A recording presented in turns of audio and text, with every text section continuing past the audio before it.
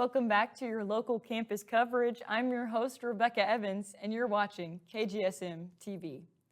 We've got a very special guest joining us today, a senior cinema student. As part of the program, he's been working on a final thesis film to showcase what he has learned here at Missouri Western. Please welcome to the show, Blake Elder. Blake, it's great to have you here. It's great to be here, Rebecca. Thanks for having me. So your film is a little bit different this year. You're creating the first ever documentary thesis film in the history of the cinema department. That's pretty exciting. I know I helped you film this, but from the directing, the producing standpoint, what was it like to film this? It was definitely challenging, but also very rewarding. I got to apply everything that I've learned at Missouri Western while also getting to do some creative problem solving out in the field. Yeah, it sounds like a lot of hard work. Before we dive deeper into your goals for the film, let's give everyone a sneak peek at what you've been working on. Here's the preview. It's just a symbol. It's an outside appearance. Leather's what's in your heart. It's service. It's passing stories from one person to another. It's helping people. It's being a friend. While people in leather look intimidating in their gear and their vest, and some of them are big and burly and scary, they are the kindest souls you will ever meet. If you don't have a family at home, the leather community is your family. It promotes inclusivity and diversity because it has open forums and open spaces for people across the sex, gender, binary spectrum to have a voice. We often in our leather competitions will have judges that could range from cis gay men to women to non-binary to everything across the spectrum. And then also those same people teaching classes, so it's not just the same voices over and over and over. Wow, that looks great. Now that we've gotten a taste of it, tell us more about the goals you had for this project. Really, my goal was to highlight some underrepresented voices in an underrepresented community. I think that now, more than ever, it's important to tell these kind of stories, especially when DEI is getting cut across the board. I love that. Yeah, making sure underrepresented voices are heard. So with all this hard work you've put into your movie, are you excited for it to premiere at the film festival in April? I am definitely excited, a little bit nervous. We've come a long way since last summer, but I'm excited for everyone to see all of the hard work that we put into this film. Yeah, well, we're all excited to see it. Good luck at the premiere, Blake. Thanks, Rebecca. Of course. And now let's switch gears and check in with Charlie Sample and Zach Blanke for your Griffon Sports update. Thank you, Rebecca, and thank you for tuning in and welcome to our first sports broadcast of the 2025 spring semester. I'm Charlie Sample. And I'm Zach Blanke. We look forward to bringing you your Griffon sports coverage throughout the semester, and make sure you check out griffonnews.com or download the Griffon News app for the latest. Let's hop right into it. We had a doubleheader last night as the men's and women's basketball teams played the Pittsburgh State Gorillas. We'll start with the women's team as they came into this matchup 15-6 and 10-3 in MIAA play. Pittsburgh State girls are number 5 in the nation for Division II and is the conference leader. Let's go straight to the highlights. On Faculty and Staff Appreciation Night, the Pittsburgh State Gorillas rolled into the Looney Complex on a 12-game win streak and undefeated in MIAA play. Going into the first quarter, Alyssa Bonilla got off to a hot start, including this crossover that got rid of the defender for an easy layup. Despite Bonilla getting off to a hot start, she wanted to get her teammates involved, so she goes ahead and hits Jessica Ford on this fast break, and she gets the wide-open layup. Despite being down big, Recep hits the shot at the buzzer to give the Griffins a little bit of life going into the fourth quarter. This fourth quarter, however, was all about Cassandra Karen. Karen, with the great hustle play, gets back onto the court and receives the pass and then knocks down the three. A little unorthodox play, but Kelsey Johnson picks up the ball and finds Karen for yet another three. Cassandra's still on that heater, and she sure wasn't done. Sepp made sure to find her again on the wing, and she knocks down yet another triple. Johnson wanted in on the action, sparks a corner three. But despite the three-point shooting from the Griffins, the Gorillas came out on top, 77-62. Missouri Western drops to 15-7 on the year, while the Gorillas continue their winning streak. Not the outcome the girls were looking for, but as you saw there at the end, they kept playing despite being down. Cassandra Karen led the way for the Griffins with 18 points, 3 shots made from downtown, and 7 rebounds to go with it. Marie had an all-around stat line as she scored 13 points, 5 assists, and 4 rebounds. Luckily for the Griffins, they have a quick turnaround as they played just 2 days later at the Looney Complex against Missouri Southern Lions. On to the men's game. Well, right after the women's game, the men's team would hit the court. The Griffins entered the game at a 15-9 record and a 6-9 in MIAA play. The Gorillas entered the matchup in second place in the MIAA at 13-9 overall and 9-4 in MIAA. Let's give you those highlights. Missouri Western continued their faculty and staff appreciation night as they honored staff before tip-off. Early in the first half, Zane Nelson would find Zion Schwader underneath the hoop. He takes a bump, but he's able to finish through the contact. Still in the first half, Schwader uses Keani Saxon's screen and drills the step-back three. Saxon did all the little things throughout, but took this one upon himself and drive through the lane to slam it home. Will Martin and his team went into halftime up 34-32 over the Pittsburgh State Gorillas. Saxton would make another play here for the Griffins as he finds Schwader once again, and Zion would finish with a nice finger roll layup.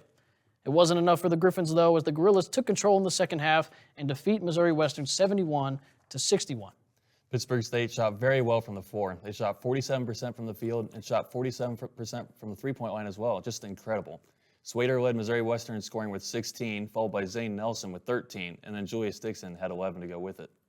Even though it was a tough game, it was great to see Zane Nelson getting back to playing his normal minutes as he played the entire game.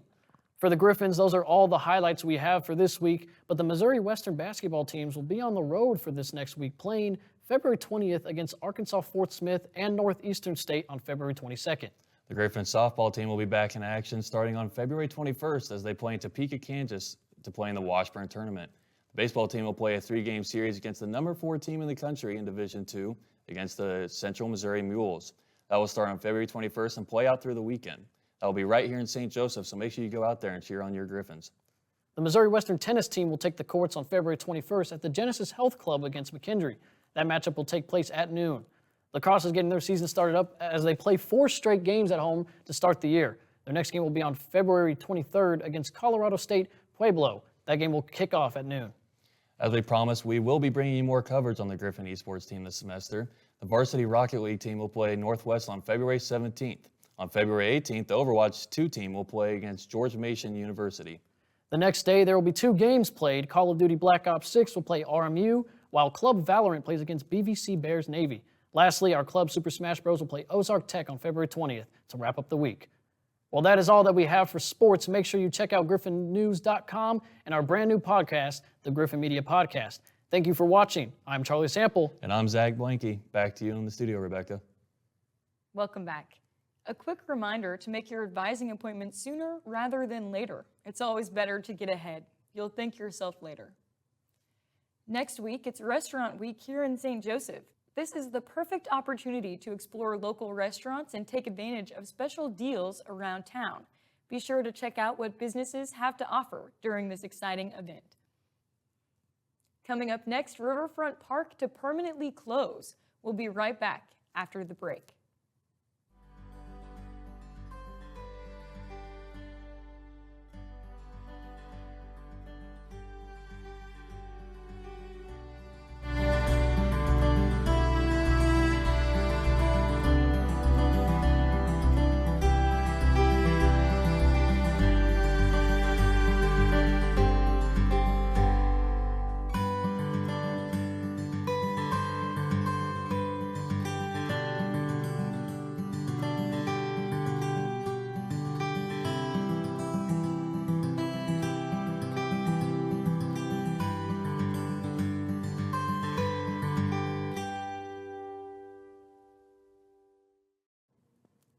Turning now to some sad news for our community, Riverfront Park, a beloved spot for many residents, will be permanently shut down with the destruction of the double-decker bridge.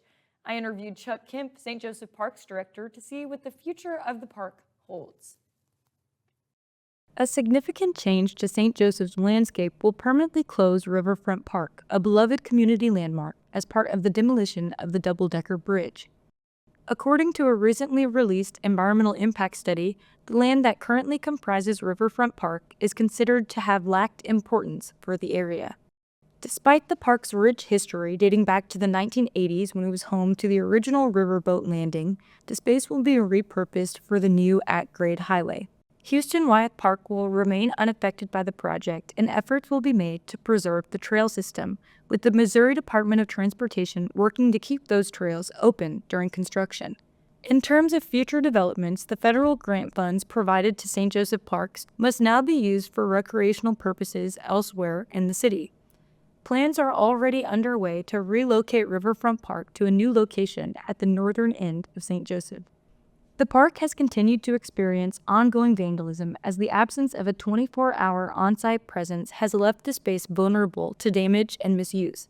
It is concerning when you lose park space. You never like to go backwards. I think it's a good effort to try and maintain something there, you know, whether it's a little, maybe a smaller park area, or maybe it's just the trail that's running, you know, adjacent to the 229 highway. I think it's good that that is in the plans, that it's important to everybody to maintain that. If the city's trail extension project receives approval, an environmental review will ensure that wildlife and their habitats are protected. As the demolition and relocation plans unfold, the community will continue to have a voice in how the changes are implemented. While Riverfront Park's closure marks the end of an era, the relocation and preservation efforts will provide a new opportunity for St. Joseph to build on its history while adapting to future needs. And finally, Super Science Saturday was a huge success. Last week's activities brought out a lot of curious minds eager to explore the world of science. Griffon Media Editor-in-Chief Gurtej Sohal was at the event and brings us this report. On February 8th, the Super Science Saturday made its return at Missouri Western down over at Agenstein and Remington. With tons of fun and interactive events for children to immerse themselves in, it was an awesome opportunity to see science as something more than just a subject to stress about in class. The event occupies all 3 floors of the building. With 24 different demos set up, there's more than enough science going on to keep the gears turning for both parents and children alike. This is the 25th year that the St. Joseph Museums have organized the Super Science Saturday. Executive Director Sarah Wilson spoke of how great it's been teaming up with Missouri Western to bring this event to the people. And so eventually it's moved out to Missouri Western. It's been here for at least a decade, probably a lot more than that. And Missouri Western's always been helpful in helping us put it on, but we host it here at Missouri Western because they have the science here and the science instructors and a lot more space. The chemistry demos had garnered the most interest by far, with families lining up to catch a glimpse of the science-filled action. Each floor had their own demonstration. The first had the ice show, the second had the color and light show, and the third had the fire show. All in all, attendance had a lot to take in. Everybody has been having a great time, spending time with family, learning about science, and just seeing some really cool things like the reptiles, the amphibians, the science and math shows. So it's been a really fun day. Bright lights and exhibits are great, but the Super Science Saturday is more than just entertainment. It's a chance to leave an impression on the attendants that learning can be fun when implemented in an engaging way. Weston Henning, secretary for the Alchemist Club and a volunteer at the Super Science Saturday, saw this event as an irreplaceable opportunity. I think it's a good opportunity for people to see science in their kind of more general lives, see kind of examples of it from a young age, so perhaps whenever children grow up, they keep that in mind and really love to learn about sciences. The much-anticipated fire show finale left a lot to be desired, with the experiment ending in a dud. Fortunately, that did not stop attendants leaving this Super Science Saturday with plenty of laughs and smiles on their faces.